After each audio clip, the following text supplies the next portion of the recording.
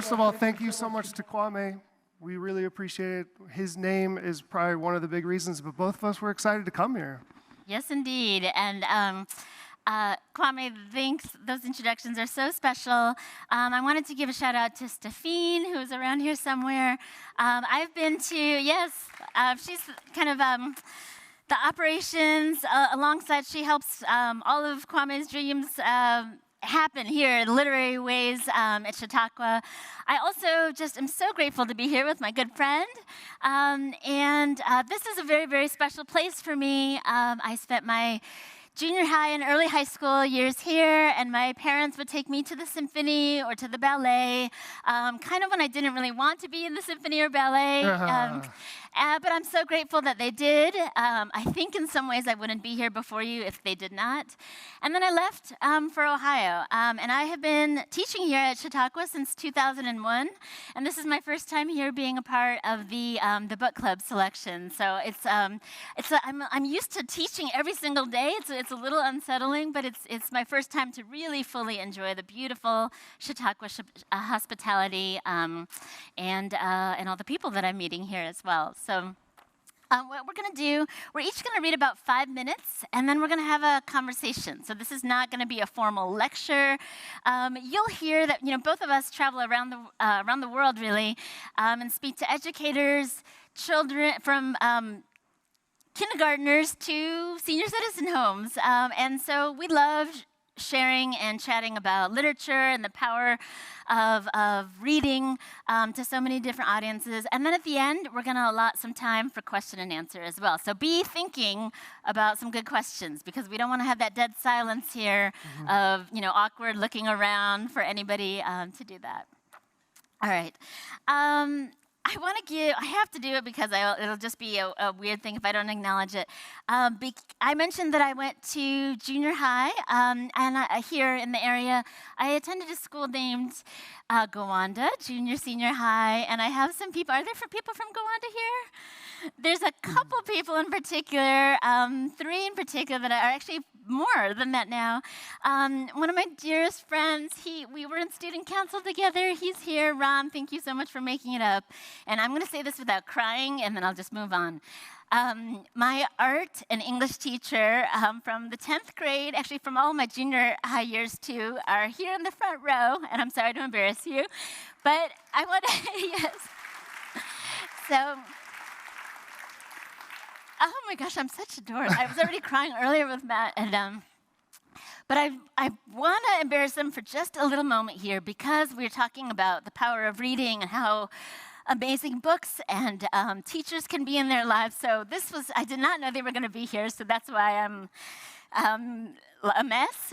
But Mr. and Mrs. Dye, they taught me art and literature and the joy and the beauty at a time when it was really hard for me to be in Western New York. Oh my gosh, I'm such a dork. Hang on. But hang on, let me just gather myself. And that was during the time when my parents were like, you will be a doctor, you will be a doctor. And I kind of knew that wasn't going to happen, but I don't think I even told anybody, even myself, that wasn't going to happen. But Mr. and Mrs. Dye planted the seeds of the humanities and art. And anyway, so I just want to say that thank you. I'm so sorry, I'm such a dork, but... and then we'll move on. What it is, and you'll find this out later, and then we'll just move on, is, so the reason why I'm a little emotional, I had a kind of unusual middle school, high school life. I lived on the grounds. My mom was one of the lead psychiatrists at something called the Gowanda Psychiatric Center. And so, yeah, it wasn't easy to be in junior high and living on the grounds of a mental asylum and being the only Asian American family in town. And these 2 people in the front, along with my buddy Ron, helped make that time one that I look back, honestly, with so much joy and love. So thank you. Thank you. Okay, and that's it. And no more tears the rest of the time. Changing subjects entirely. I came back to teach at SUNY Fredonia for about 15 years, and there was this, they have beautiful Buffalo Botanical Gardens that I truly do miss, One of the last years I was here in Western New York, a corpse flower bloomed, and that is my favorite flower in the universe. Does anybody here know a corpse flower? A little bit, okay, you guys. There's sometimes when I travel in the South and nobody knows what I'm talking about.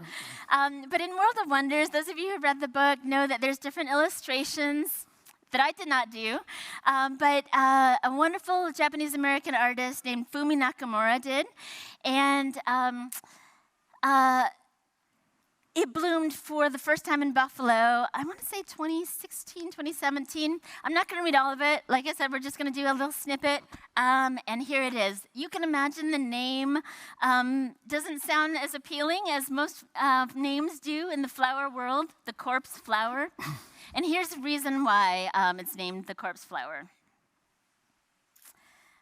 This smell is basically what I imagine emanates from the bottom of a used diaper pail left out in the August sun after someone has also emptied a tin of sardines and a bottle of blue cheese, salad dressing on top, and then just left it there to sit for a day or 3.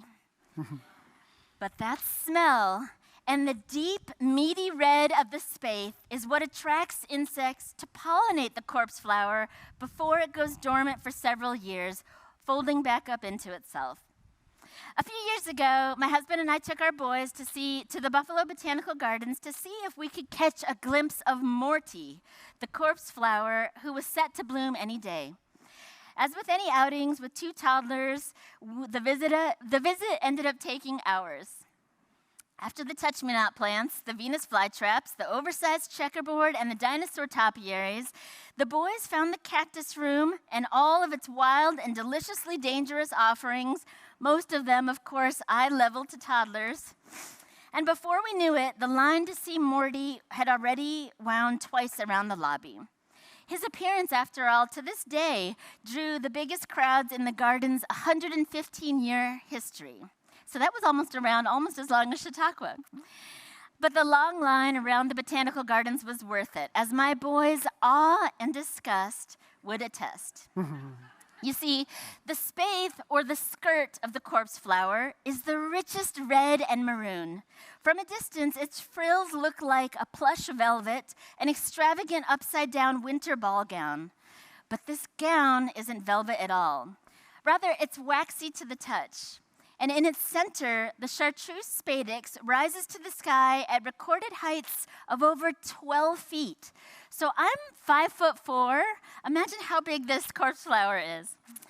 When the 2 rings of citrus-colored flowers fully bloom and the giant meat skirt of the inflorescence unfolds, the spadix's temperature approaches that of a healthy human body. One of the only times this happens in the plant world. And the famous smell, oh, that smell, becomes a fragrant invitation to nocturnal insects like carrion beetles. Now, here's some of the names of the corpse flower in captivity over the past few years, in addition to Buffalo's Morty. I don't know what it is with the corpse flower, but botanical gardens all over the country name them, so it becomes like a tourist attraction. So we had Morty here in Buffalo. There was also Putricia. There was Wee Stinky. I'm just giving you just a sampling of these names. Audrey, after the Little Shop of Horrors. Octavia, Rosie, Little Dougie, Tara, Cronus, Metis, Archie, Betty, Clive, Maudine the Velvet Queen, Maximus, Chanel, Perry, New Riki, Odie, Erin, Ganting, Sprout, Morticia, and the amazing Stinko. I can't get over the plant's temperature. When you touch the spadix of a corpse flower, it feels almost human, full of blood, and you might just expect to feel your hand pulse at its heartbeat. Just last week, I read how trees speak to each other underground and how they let out warnings of toxins or deforestation. But trees have also been known to form alliances and, quote, friendships through fungal networks. All of these findings are still new, but I'm in love with the idea that plants have a temperature, that they can run warm and cold when they need to, and that they can send signals to species who will help them, not harm them. And what a magnificent telegraph we might send back. especially if other humans have ever made you feel alone on this earth. Thank you.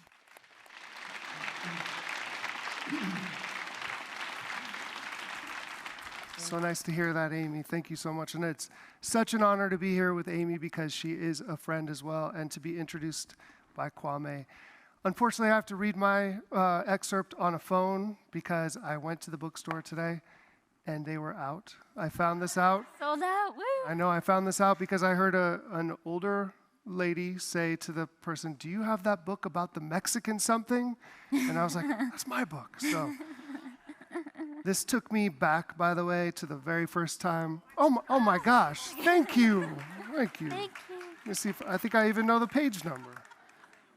Uh-oh, do I know the page number? I thought it was 23. What was I talking about?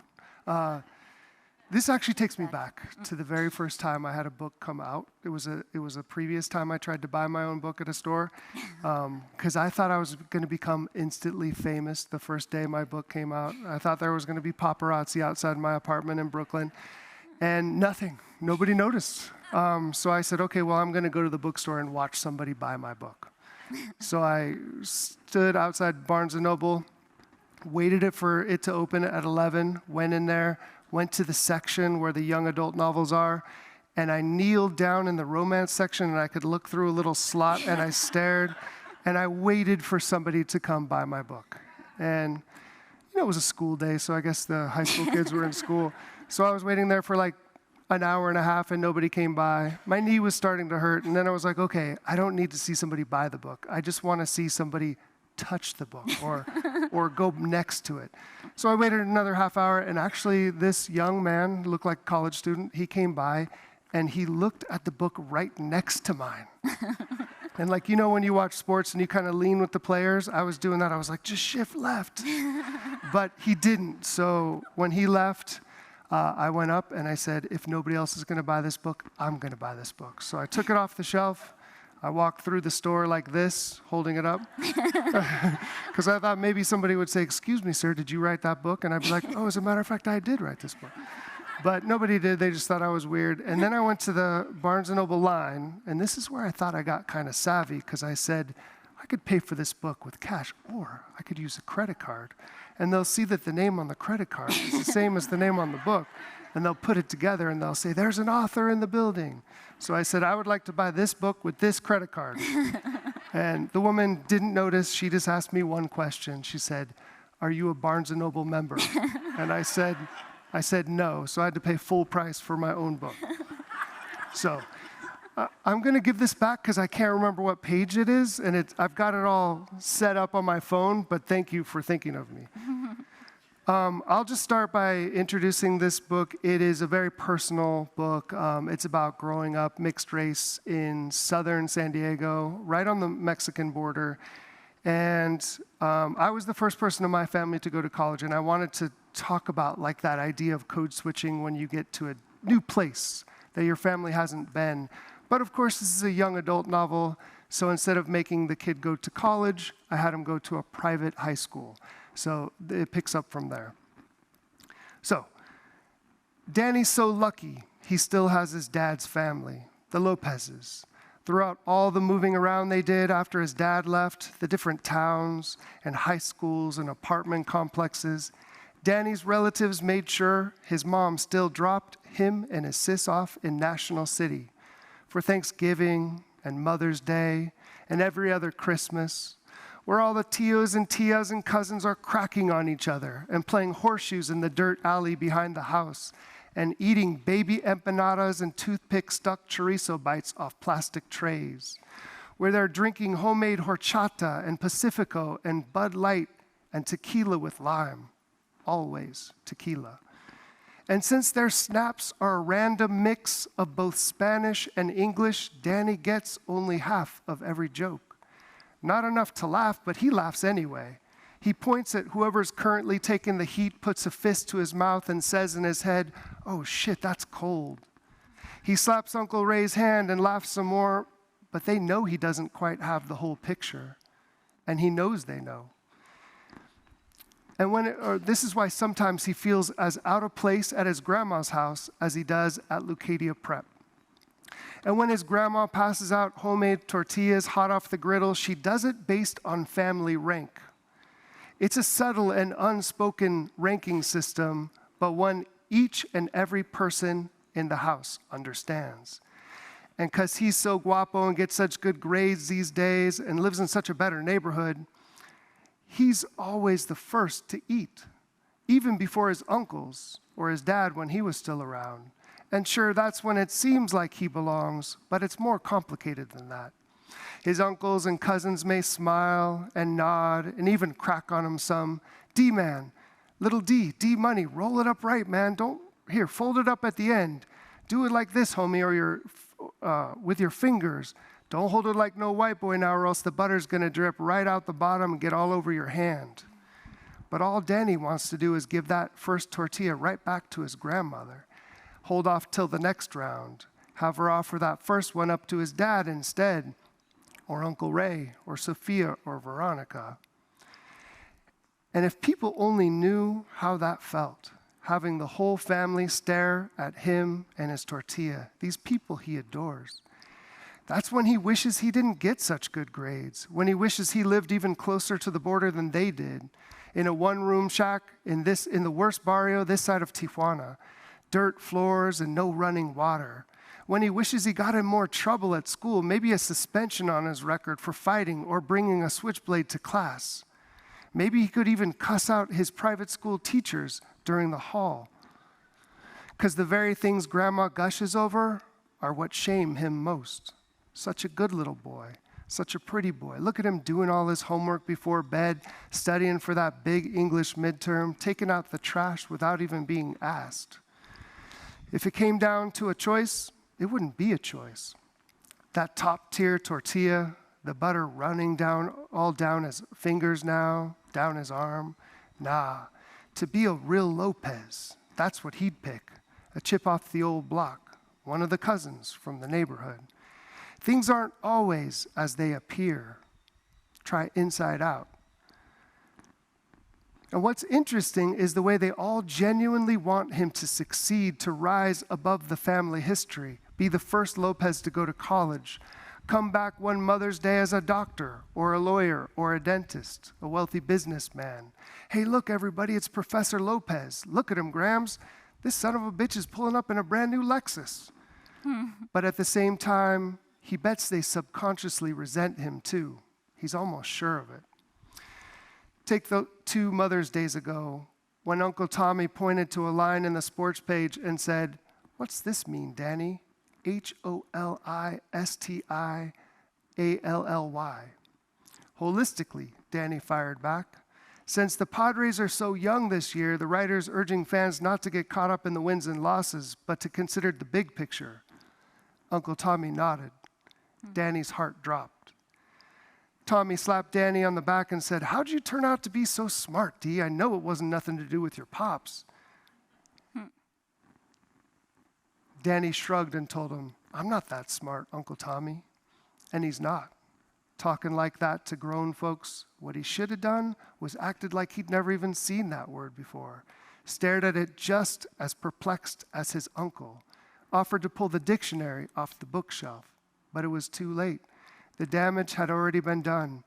And when his uncle went back to the rest of his article, the rest of his beer, Danny went back to the rest of his life, seemingly on the inside of the Lopez family, but really on the outside. Thank you.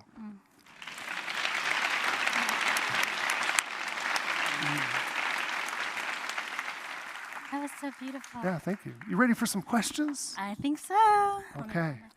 Well, since we started with your reading, do you mind, we wanted to kind of talk a little bit at the beginning about how we got here, like how we found writing in general.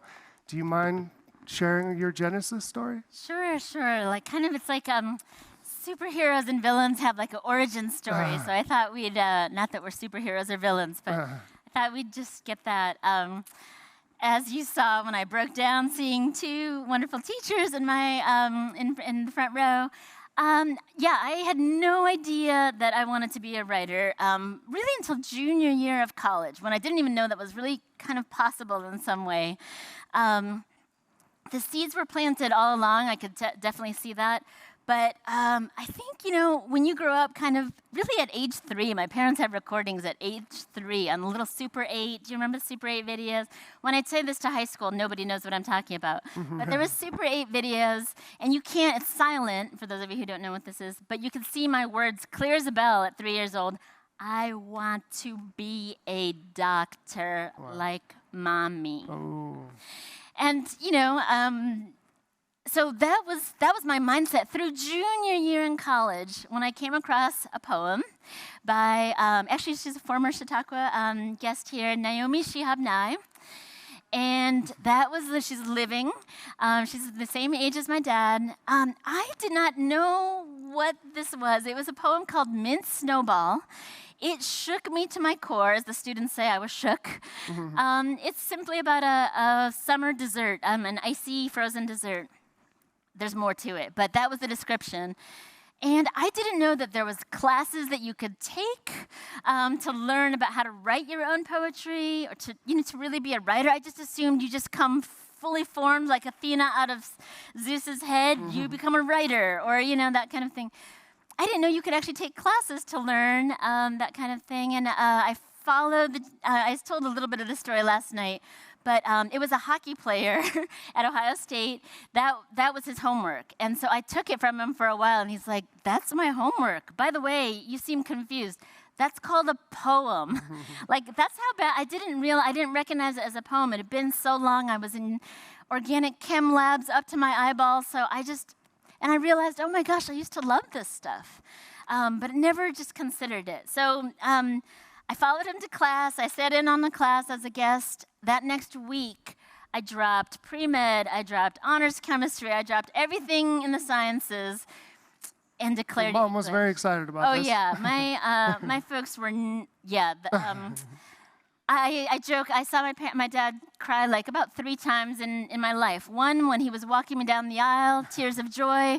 One, when I presented him my first grandchild, tears of joy. His first grandchild. Tears of joy. And the third, they're all different order. This is the first, when I told him I wanted to be a poet.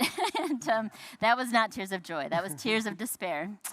Only because he was, now it's, fast forward, they're my biggest fans. It's so embarrassing.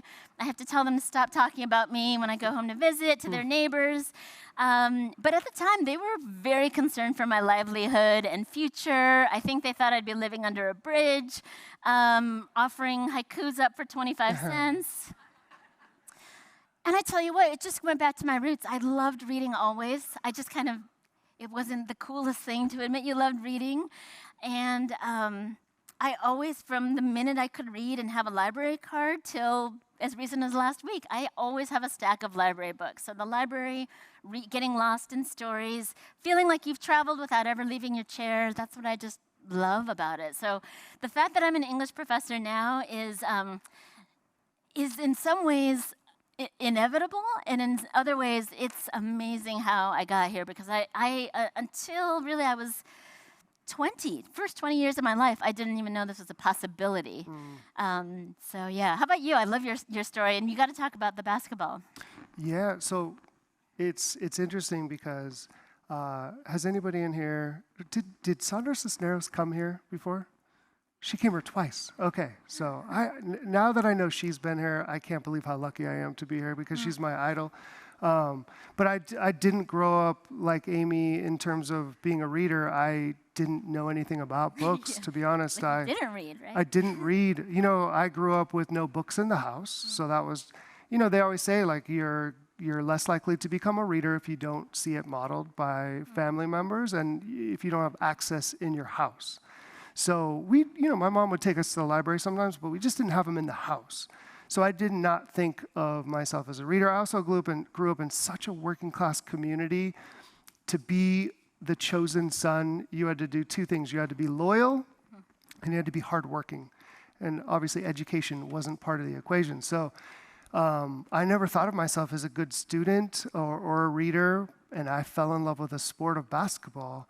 And that's all I did. And that was my self-definition. That's the way other people saw me. So books just weren't part of it. But what I love is that you started out this conversation talking about a teacher or two teachers.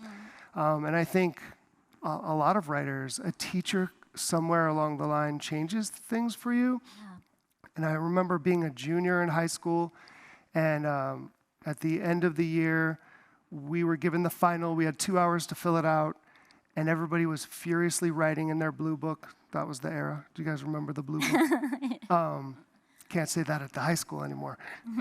But I didn't get a test, and I remember going, oh my God, what did I do wrong? I can't even take the test, because I was just a very average student, you know? And I said, Miss Blizzard, and I promise that's her real name. I said, Miss Blizzard, I didn't get the test. And she goes, I know, hold on a second.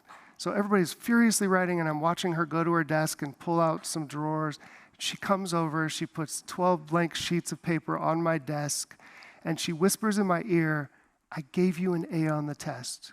All you have to do is write whatever comes to mind for the next 2 hours. And you know, I'm a young basketball player, and I'm like, this lady's weird. I don't even know what that means. But then I was like, screw it. I got an A on the test. So I just wrote whatever came to mind. I'll just tell quickly. I wrote about this girl that I was dating. She was a foreign exchange student from France. She did not speak English. I did not speak French. I'm pretty sure we were dating. Yeah, how do you know? Not totally sure. You were dating?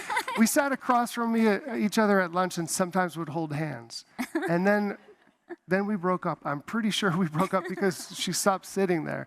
And I wrote about that whole thing and how I listened to Careless Whisper by Wham, and I was very sad. But anyways, I wrote this whole thing, and at the very end, I had all 12 sheets filled out, and I was going to leave the room, and she stopped me and she said, do you know why I did that?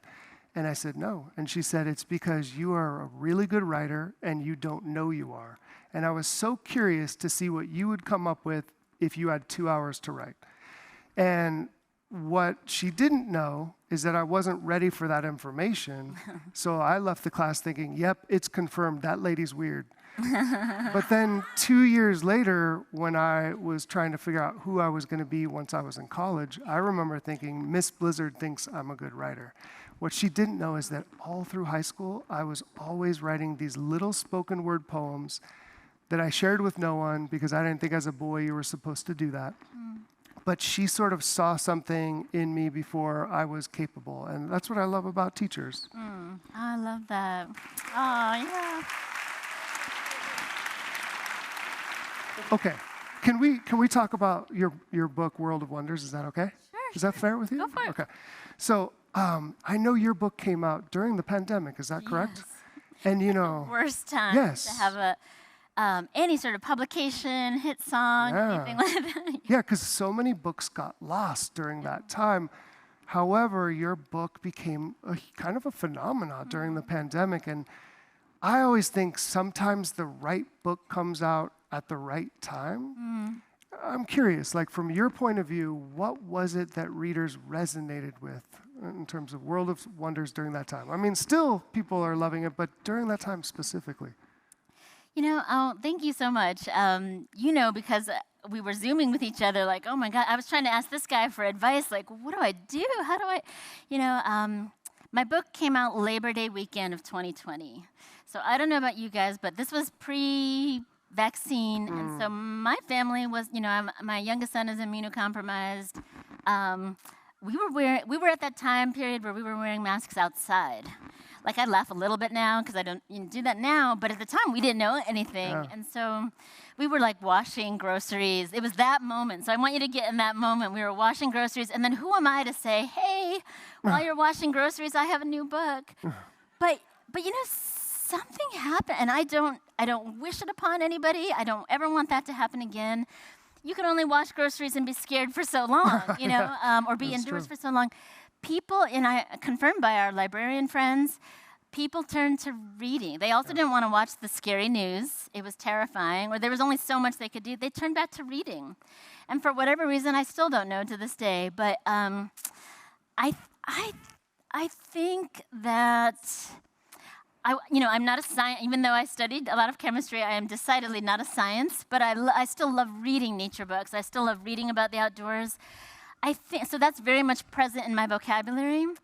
But these were kind of, I was kind of doing the thing where I initially, I did not know there was a pandemic, but I wanted to write a book that captured a little bit of my childhood that I did not see anywhere else, which is two Asian American parents going from rural place to rural place to rural place, and not really being sad overall, though there was definite sad moments, but being so filled with astonishment and awe and wonder at all the things that were alive outside. Like, it's not that long ago, you guys know, in the 80s and 70s for sure. 70s, I saw one brunette, and that was a woman named Linda Carter, who you all know as Wonder Woman, which she was the only one who had remotely curly black hair that I was allowed to at least watch on TV. That's kind of weird growing up, never seeing even a brunette. That's right. Oh, I think there was a brunette on the Barbara Mandrell show. Do you guys remember this? The Barbara Mandrell show. That was it. That was my brunettes of pop culture. I wanted to show, I think if there was an Asian American in pop culture, they were either a ninja or somebody really kind of comical and the dumb kind of the cliche. Not understanding English, that very well. 16 Candles, anyone, Anyway, so I wanted to showcase that I don't have the answers. I'm not a scientist. I cannot explain certain phenomena to a point. I mean, I can do it to a point, but I also wanted to showcase that there's much joy and delight at being with your family. I actually had a family. I know it's rare. I got rejected so many times. And that's why I still to this day, most of all, I cannot believe this went through, because this book was rejected several times because publishers, the number one thing they said, you need to have more, what was the word? You need to have, there needs to be more drama or addiction in your family. Do you have any stories of addiction or drama? And I was like, well, I'm addicted to stationery and pretty clothes. And then that was it, and they couldn't believe a growing up story of someone who loved their mom, loved their dad, and actually also ended up marrying a person that they actually are not trying to get away from, and actually doesn't mind spending time with their kids. That was unheard of in memoir land. Yeah. It was almost like, how could you do that? That doesn't exist. I wanted to say it exists, and more specifically, it exists with someone with brown skin. Yeah. So it is not perfect by any means at all. I just wanted to see, that's the kind of, I wanted to see a happy family somewhere in high school, or a happy being outside and being happy. And there's a time and place for everything, but I thought that was really interesting that publishers would be willing to buy the book if there was addiction or a death or some sort of drama, but do you know what's not interesting joy. is there's a great line by Picasso that he says about painting. He says, do not paint what you see, paint what will be seen. And I feel like you just wrote a book that maybe wasn't out there, but you saw through that and now it exists. And what I love is that the next person who has a similar book, they're probably not going to get that same feedback. You know what I mean? So it's kind of opening doors for a certain kind of story. I love that. Well, actually, going off that, the question I wanted to ask you is that you're, so a little backstory. When I first met Matt, my kids were 6 and 9, and they were reading picture books on the regular. Matt's is one of, I actually can't think, I'm trying to think. Matt's is the only picture book that my now 17-year-old will still even flip through. And that is so rare. A picture book for a high school senior? And it's not because, and I still can't put my finger on it, but I think you're one of the few in this country that can write a picture book that gets the attention of kindergartners, elementary school, but also you notice different things when you're 17, 16 that, and you have this beautiful way of not talking down to kids. There's definitely, childhood books like Brown Bear, that's not talking down. I've read those books to my boys, but you ask fairly sophisticated questions that kids don't run away from. And you also present family members in ways kind of on the opposite that are complicated, that are not usually seen in the books that I grew up with. A parent who's in jail, or just kind of on the outskirts. They might be popular, but still on the outskirts, or not knowing what to do with feelings, and they're guys. You know, a lot of like they don't know how to express feelings, and I think that's so important to be able to tackle big feelings from elementary school to longer. Why do you think that is? Because that's really hard. A lot of people can write just teenagers or just kindergartners, but not go the whole gamut. You know what? It's so interesting. Well, I want to start by saying when I won the Newbery, you know who was the first call I got? I got a call from Kwame Alexander. So that was something that was very special to me. I remember it was almost immediately when it was announced, I got a call and it said Kwame. We had known each other before, but that just meant so much to me. But, you know, I started writing novels, and I think for me, the biggest thing is I write about what I'm confused about, right? So something that I can't quite grasp, and I'm just trying to explore it. I'm not trying to I don't want any part of messages or anything like that. That makes me cringe. I just want to explore an interesting question. Or, you know, in the piece I just read about Mexican WhiteBoy, this is because I didn't know how to identify myself as a kid. I had a Mexican father, I had a white mother, but we didn't know my mom's family because she was a foster child. So I only had the Mexican side of my family, but it was weird because I was the lightest skinned, and my grandmother sort of favored me. And so that was so confusing. I didn't know how to deal with that. So if I'm going to write a book like that, I'm going to write from a place of confusion, trying to explore it. And I do the same thing with picture books. And I think anybody who writes for young people has to come up with this question. They have to grapple with this question.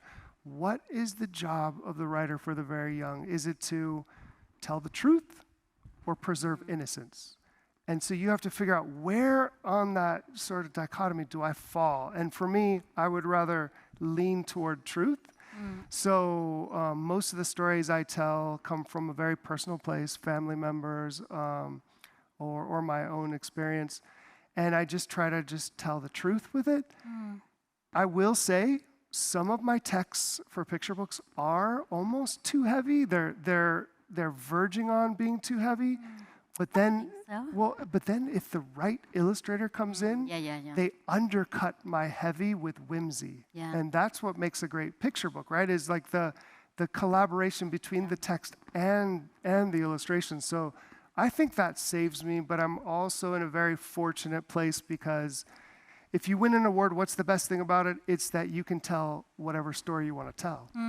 So you can take risks. And Milo Imagines the World was a huge risk. I didn't know if anyone would ever read that about a boy visiting an incarcerated parent. But I feel like that's the gift of success, is that you can take risks and tell the stories you want to tell. But also, one other thing, we were talking about this earlier. I think the thing that is lacking the most in literature for young people is the adults. The adult characters aren't given enough attention.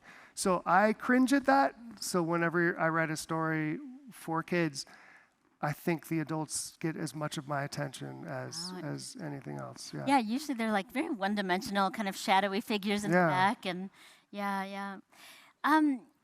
what would you say, just to touch on that, and then we can move on to something else. What would you say to people who are like, I don't want, because you actually had a little, I think you're one of the success stories, I think, for when you had one of your books banned.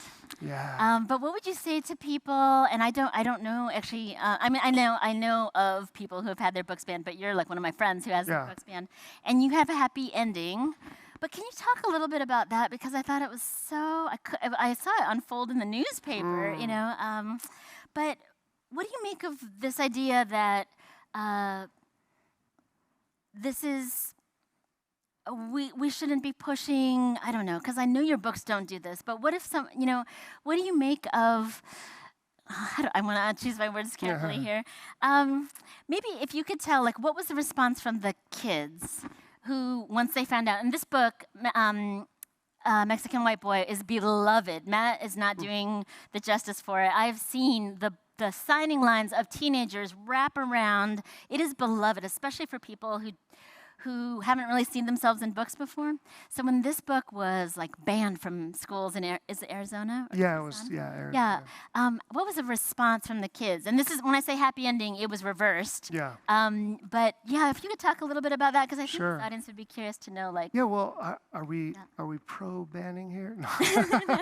I want to like make sure we're anti-banning here. Yeah. Oh, okay. Good. Well.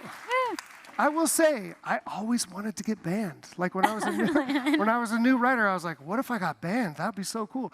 But then what happened is you get banned, and then you realize who the books are being kept from.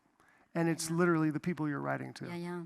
Mexican WhiteBoy was actually part of a program called the Mexican American Studies program in Arizona, which was a really great idea. I'll give the Cliff Notes version, but they said, let's take these kids who are really struggling in school and let's have them read books with characters that are similar to their experience, written by people who come from their backgrounds. And the success rate was incredible, but it got caught up in a political thing, right? And then the books, literally, they were reading Mexican WhiteBoy in their class, in one particular classroom, and they came in, the superintendents came in and took them out of the kids' hands, put them in box, and put them in the basement. So like, if you think about what that means symbolically, right? Gosh. And the weird thing is, one girl from a high school in Tucson contacted me, a student, and she said, you should visit our school. And usually this doesn't happen through students, it happens through administration or teachers. Yeah. And I wrote back and I was like, oh, that'd be great, maybe one day. But then the librarian emailed later and said, this young person really wants you to come to our school and we'd like to invite you. And I was like, okay, that sounds good. We'll set this up. And then later I found out the book was banned from that school within the weeks in between. And I was like, okay, there's no way they're going to let me go to the school. But what you find out is librarians are very sneaky. So the librarian actually posed or framed it to her principal like, oh, there's like a local author who might want to come here. And he's like, great, I love literacy, let's bring him in. And then the New York Times contacted me. Yeah, I was going to say, the New York Times was following you. Yeah, they said, could we follow you into that school? And I was like, okay, now there's no way I'm going to be allowed to go to the school. So I told the librarian, and she framed it to her principal. I think a local paper. And so, like they literally, the photographer followed you in, right? Yeah. And so just to wrap it up, the teacher, the speaking fee that they gave me, I was able to buy all those books back and hand them back physically to the kids, which was amazing. So amazing. Yeah. And I don't know if you guys know what the Chicano clap is, but it's like it starts slow and it gets quicker, like that. And so, here are all these Hispanic students doing that for me, and about a book that's really comes from a place of not feeling Mexican enough, as you heard in the reading. So it was like such a symbiotic moment, and they did end up getting their program back. But I kind of wanted to dig into the identity a little bit more. So often, books with diverse characters are sort of set aside sometimes by educators, by communities even, as like, oh, we're doing this for our diverse sector of our community. Do you ever get that? Do you ever feel that? Do you feel like we've come a little ways in terms of these stories being for everyone as opposed to being for who they're sort of focusing on in terms of the characters? Yeah, I think when I was first starting out, absolutely, that was happening. I would get a ton of, the joke was I get a ton of invites. So my African American poet friends would get invites in February and nothing else. Me, it's Asian American Awareness, our Heritage and Pacific Islander Month in May. So my May is always just packed with invitations. April is National Poetry Month. So my springs were always busy. It's not so much, but then it almost seemed like that. Well, that's it. We did our one Asian author, and we don't have to think about this any other time.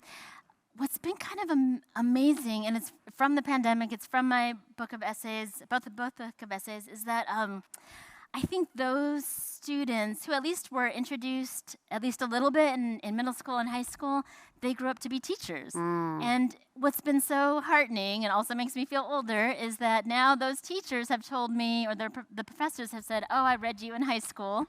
And something happened with them. So it's become this amazing moment. I read you in high school, and this is a required book now for the entire 4th grade, or the entire 9th grade, you know. This spring, I have the entire freshman class at Smith College, and I think with something else, and Holy Cross. Two, what I would, Smith isn't, but Holy Cross is somewhat conservative. The entire, and I don't know how I feel about this, but well, the entire freshman class at Smith is reading World of Wonders. The entire school at Holy Cross is reading World of Wonders, and it's mandatory. So I don't know. That's the part I don't know how I feel about it, because it's mandatory. But that would not have happened even a decade ago. Yeah, I think. I really agree. If without there being like a major death in the book or something like that. And it's actually in weeks like this where it's wonder and awe, you know. There's been a call. I think there's been a really big need for, like, not all. There's a time and place for sad and scary stories. There's also a place for joy and happiness. It doesn't have to be perfect. And I think that really comes out in your collection. Oh, thank you. I haven't read Bite by Bite yet, and I'm hoping that you'll talk about that for a second. We're kind of done, so.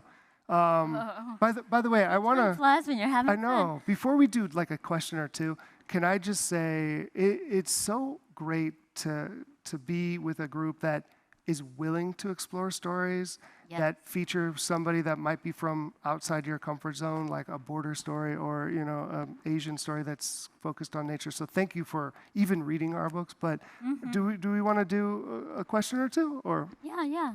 Let's turn to questions. Thank you. Thank you. Thank you. That was great.